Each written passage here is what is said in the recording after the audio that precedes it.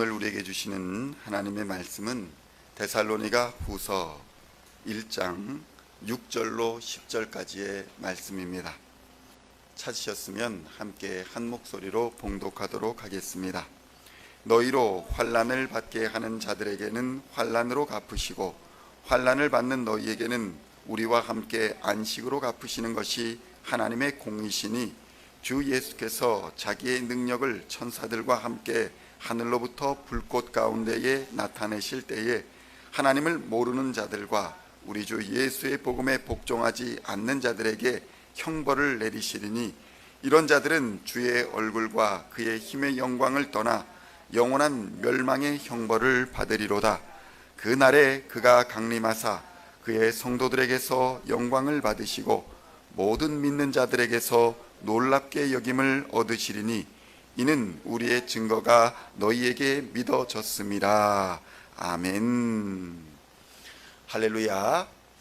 오늘은 데살로니가 후서의 두 번째 시간으로 데살로니가 후서 1장 6절로 10절까지의 말씀을 본문으로 갚으시는 하나님이라는 제목으로 은혜의 말씀을 함께 나누고자 합니다. 성도 여러분, 갚는다라는 말은 무엇인가를 되돌려준다라는 의미입니다. 그러니까 갚는다라는 말에는 이미 이전에 무엇인가 앞선 행위가 있었다라는 것을 의미하는 것을 말합니다. 아무것도 주고 받은 것이 없는데 갚을 것이 없다는 것입니다. 그렇다면 하나님께서는 우리에게 무엇을 주셨고 또 무엇을 갚으신다는 말일까요? 이는 데살로니가 교회에 처한 상황을 우리가 고려해 볼 필요가 있습니다. 사실 이 당시에 데살로니가 교회뿐만 아니라 초대교회 전반적인 상황이 별로 좋지가 않았습니다. 유대교인들의 박해와 핍박이 점차로 확산되고 있었던 것입니다. 초대교회는 오순절 성령 강림 사건을 기점으로 유대교 종교 지도자들의 즉각적인 도전과 핍박에 직면했습니다. 왜냐하면 그들이 죽인 예수 그리스도의 부활과 또 성령 강림의 사건은 유대교의 정체성에 심각한 위기를 가져왔기 때문입니다. 오순절 성령 강림의 사건 이후에 예루살렘을 중심으로 그리스도인들이 급격히 증가하기 시작했습니다. 그러나 유대 종교 지도자들이 박해하기 시작하였고 이로 인해서 스데반 사건이 일어나게 되었습니다. 스데반 집사님의 순교를 계기로 많은 그리스도인들이 예루살렘을 떠나 전 세계로 흩어졌던 것입니다. 사실 유대교의 박해는 예수를 십자가에 못 박아 죽인 것으로 이미 시작되었습니다. 왜냐하면 그들이 죽인 예수가 죽음에서 부활하였다라는 증언과 그것을 믿는 자는 하나님의 자녀가 된다라는 그리스도인의 전도는 도저히 십자가에 예수를 못 박아 죽인 유대교 지도자들로서는 받아들일 수 없는 사건이었기 때문입니다. 그래서 그들은 그들의 종교 정체성을 지킨다, 여호와 하나님을 믿는 신앙을 지킨다라는 명분으로 기독교를 이단으로 규정하고 대대적으로 핍박을 가했던 것입니다. 이러한 상황에서 바울이 복음을 전하는 곳마다 유대교인들이 쫓아와 핍박을 하였고 박해를 하였으며 이러한 기독교인들에 대한 박해는 사도 바울이 전도하는 그 전도 행적을 따라서 로마 제국 전체로 확산되기에 이르렀던 것입니다. 이러한 상황에서 오늘날 하나님이 갚아주신다라는 이 말은 초대교회 성도들이 당해야 했던 불이익, 핍박, 박해에 대하여 하나님께서는 결코 모른 척 하시거나 방치하지 않으신다라는 약속을 주고 계시는 것입니다. 성도들을 핍박하고 박해하는 자들은 곧 예수 그리스도를 핍박하고 박해하는 것이기 때문에 비록 현세에서는 형통하고 있는 것처럼 보일지 몰라도 그들은 이미 심판을 받아 멸망에 이르는 자들에 불과하다라는 것을 증거하고 있는 것입니다. 성경은 많은 곳에서 복수하는 것, 또 원수 갚는 것이 하나님께 있다라고 수차례 강조하고 있는 것을 볼 수 있습니다. 그리고 하나님께서 아끼시고 사랑하시는 그의 자녀들에게 그들을 핍박하고 고난받게 하는 악인들을 반드시 심판하고 갚으실 것이다 라고 수차례 선언하고 계십니다. 로마서 2장 6절로 8절에서는 이렇게 증거합니다. 하나님께서 그 각 사람에게 그 행한 대로 보응하시되 참고 선을 행하여 영광과 존귀와 썩지 아니함을 구하는 자에게는 영생으로 하시고 오직 당을 지어 진리를 따르지 아니하고 불의를 따르는 자에게는 진노와 분노로 하시리라 이렇게 증언합니다. 그러니까 하나님께서는 그의 사랑하는 자에게는 영생으로 갚아주시고 불의한 자에게는 진노와 분노로 갚으신다라고 증언하고 있는 것입니다. 본문에서도 마지막 날에 불신자들은 영원한 징벌을 받아 환난을 당할 것이나 성도들은 영원한 안식을 얻을 것이다 이렇게 약속하고 있는 것입니다. 데살로니가 후서 1장 6절로 9절에는 이렇게 증언합니다.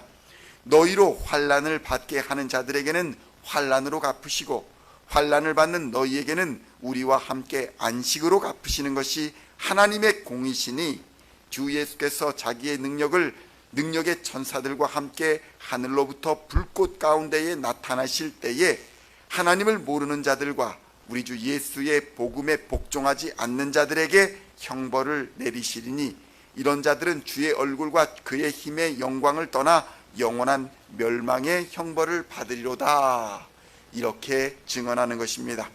성도 여러분, 바울과 사도들과 초대교회의 제자들이 이러한 확신 중에 거할 수 있었던 이유는 그들이 예수 그리스도의 부활하심을 목격한 증인들이었기 때문입니다.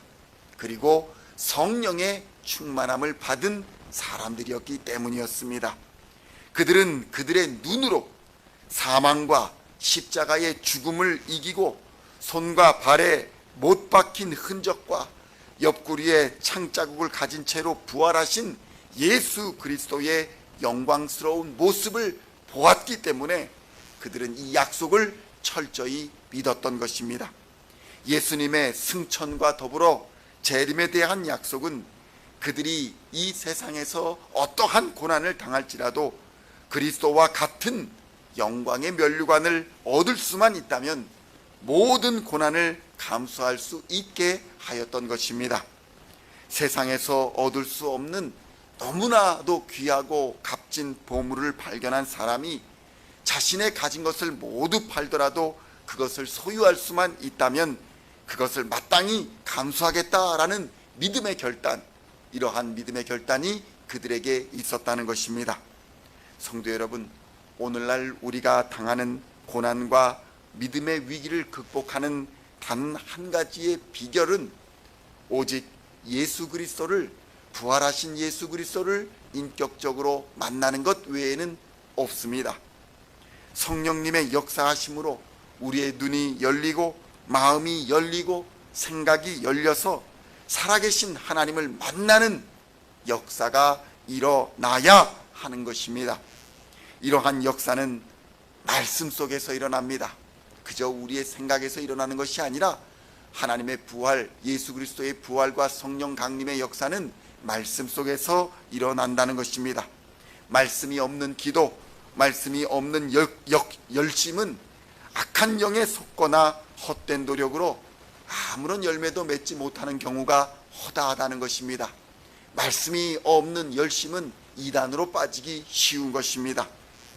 성도 여러분, 이 말씀은 그리스도이며 이 말씀은 예수입니다. 예수 그리스도는 말씀인 것입니다. 성도들의 영광이 그리스도 안에 있다라고 성경은 증언합니다. 이 말씀은 성도들의 영광이 기록된 말씀 안에 있다라는 말과 동일한 것입니다. 따라서 예수를 간절히 소망하는 자는 당연히 그의 음성이 기록된 말씀을 간절히 사모하는 자이며 그 안에 거하게 되는 것입니다. 말씀 안에 거하는 것이 그가 얼마나 예수를 사랑하고 소망하는지를 보여주는 증거가 되는 것입니다. 그래서 그리스도인들에게는 매일 말씀을 묵상하는 것이 호흡이며 생명인 것입니다. 데살로니가 후서 1장 10절에는 이렇게 증언합니다. 그날에 그가 강림하사 그의 성도들에게서 영광을 받으시고 모든 믿는 자들에게서 놀랍게 여김을 얻으시리니 이는 우리의 증거가 너희에게 믿어졌음이라. 아멘. 성도 여러분, 다른 어떤 것이 하나님을 영화롭게 하는 것이 아닙니다. 주의 말씀을 잘 믿고 순종하며 말씀 안에 거하는 것, 그것이 하나님을 영화롭게 하는 것입니다. 말씀 안에 거하는 것이 곧 예수 안에 거하는 것이기 때문입니다. 오늘도 이러한 믿음으로 모든 환난과 두려움과 고난과 어려움을 능히 이기고 승리하는 하루가 되시기를 우리 주 예수 그리스도의 이름으로 간절히 축원드립니다.